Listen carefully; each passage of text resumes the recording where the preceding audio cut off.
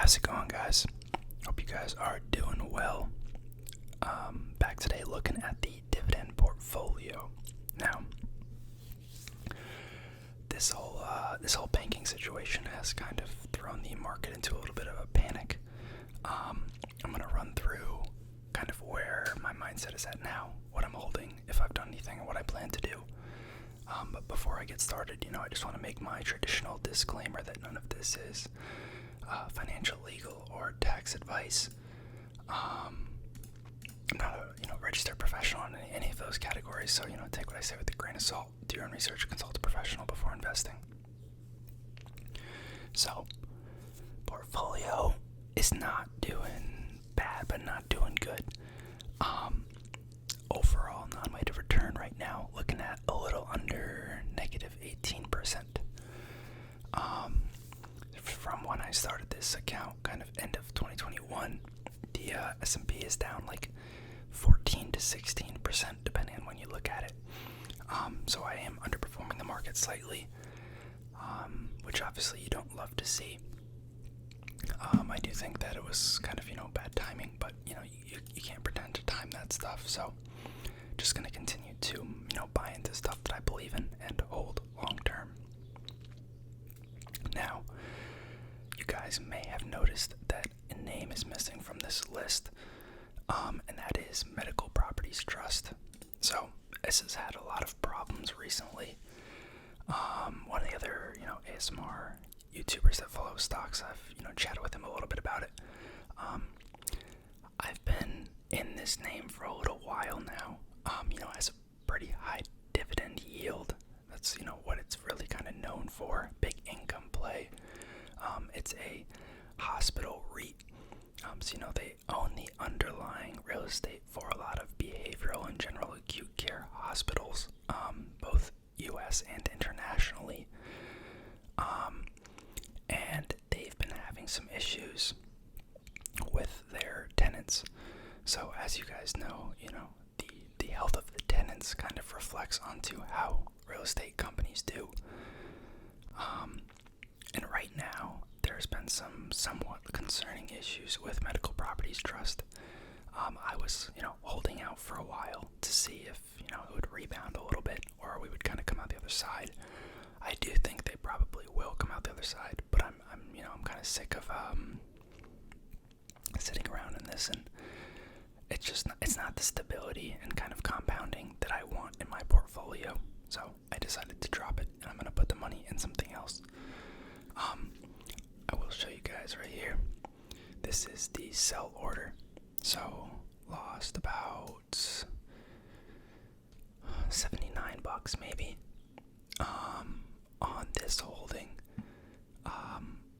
I do think that's for the best, and to be fair, we've received about $6 in dividends on that since we bought it. So really that loss is closer to 70.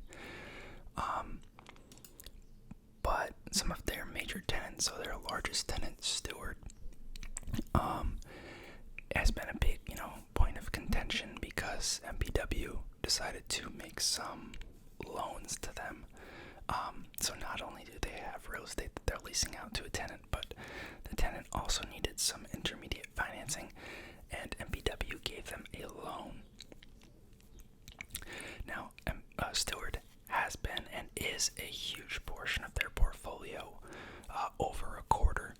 They've been working to de-escalate that a little bit, but it is a huge single tenant risk. And then on top of that, this is a more recent development, but their second largest tenant, Prospect, now has negative rent coverage on an EBITDA basis. So pretty concerning. I have been, reading a lot of articles outside of, the ones on MPW regarding healthcare costs and hospital profitability and operations. And it seems like a lot of hospitals are having a tough time coming back from kind of the boom in the labor that we saw during COVID. You guys probably heard about the nursing shortage, and how travel nurses were out there making, 6 figures a year. Pretty insane. It's hit a lot of hospitals pretty hard, and to some degree they're still having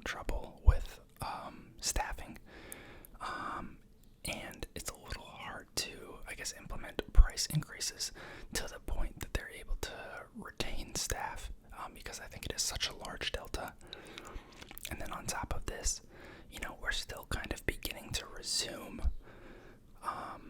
elective procedures in a lot of hospitals that were paused during COVID.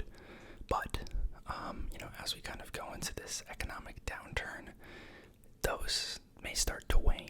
We're seeing a lot of layoffs.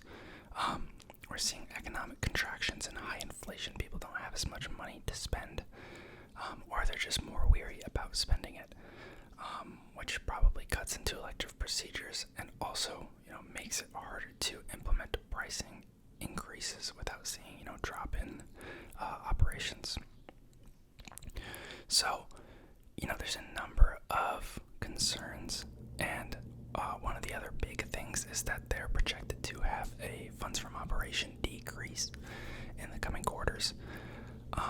Funds from operation is basically like earnings for REITs. It takes into account like adding back like depreciation of land assets and straight line rents, things that are supposed to be removed or accounted for in GAAP accounting. It doesn't really fully line up with how a real estate business operates, so there's some kind of reconciliations that they do to give it a better picture of how the REIT is performing. Taking into account periodic sales or acquisitions of assets that aren't consistent revenue, so you want it normalized. So they are projected to have an FFO decrease. This in turn could result in either cutting the dividend or pausing the dividend, neither of which is an outcome that I'm really looking for. And then just on top of this, it is a company with a lot of debt, and with all the different tenant issues, who I'm sure have their own issues in such a in a rising rate environment. It's just not something that I feel like I can be in anymore. I do hate selling things after they drop, because I do feel like it's generally a dumb move, but I do think some real pressing problems have come to light on this company, and I just think it had to be done. I will keep an eye on it, but I don't see myself getting back into it in the short term. As for the rest of the portfolio, feeling pretty good about it. So Edison Getty Realty, that's a animal health company, and then a gas station REIT, about flat. Everything else in the portfolio is either slightly negative or a little bit more negative. I'm still feeling pretty good about Agree Realty, which is a retail REIT, Toronto Realty, Warehouse REIT, and Postal Realty, which is Post Office REIT. Those are all doing pretty well for the most part, and I would like to buy more of those as they continue to drop. Equity Lifestyle Properties is doing fine. Blackstone, I think, has been kind of unfairly beaten down, and I would like to get into some more of them. And then American Tower is a cell tower and data REIT. Not as excited about that one, just 'cause it's a little more boring, but I think they're doing fine, and they will continue to do fine. Infrastructure tends to do relatively well in high interest rate environments. And then New Light Capital Partners is the cannabis REIT, probably the most risky holding I have, but basically no debt on that company, and it really just comes down to a question of tenant health, like MPW. They did have one tenant who has not paid rent for the first quarter, but they're working with them and taking some of their security deposit, and hopefully that's just a hiccup. It's not projected to be a long-term issue with the operator. So, overall down 17.79%. Since the start of the account, I've received $37.39 in dividends. That number continues to grow. And looking at a total loss in the portfolio of about $259. So, waiting for the money from this week's transfer and from the MPW sale to settle.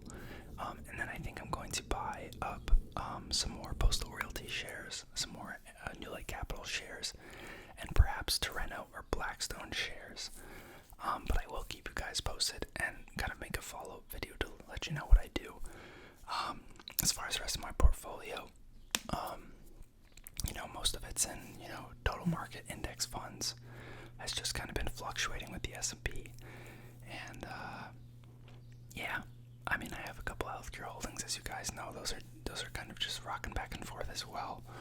I think MPW has been the biggest kind of sore thumb sticking out in terms of problem childs.